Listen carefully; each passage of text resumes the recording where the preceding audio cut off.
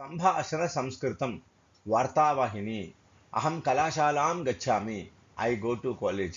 अहं कलाशालां गतवान्. I went to college. अहं कलाशालां गमिष्यामि. I will go to college. अहं परीक्षां लिखामि. I write exam. अहं परीक्षां लेखितवान्. I wrote exam. अहं परीक्षां लेखिष्यामि. I will write exam. अहम् अभिनन्दामि. I congratulate. अहम् अभिनन्दितवान्. I congratulated. अहम् अभिनन्दिष्यामि. I will congratulate.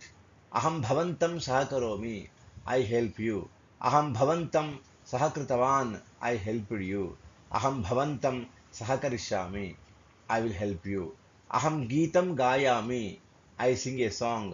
अहं गीतं गीतवान्. I sang a song. अहं गीतं गास्यामि. I will sing a song. अहं पाठयामि.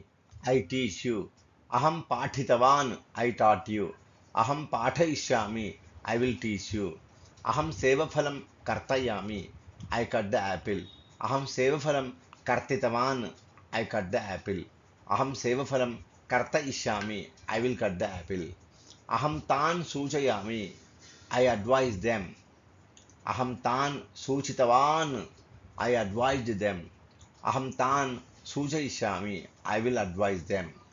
अहं भवतः वेतनं वर्धयामि. I hike your salary. अहं भवतः वेतनं वर्धितवान्. I hiked your salary. अहं भवतः वेतनं वर्धयिष्यामि. I will hike your salary. अहं विवाहाय आह्वयामि. I invite for wedding. अहं विवाहाय आहूतवान्. I invited for wedding. अहं विवाहाय आह्वयिष्यामि. I will invite for wedding.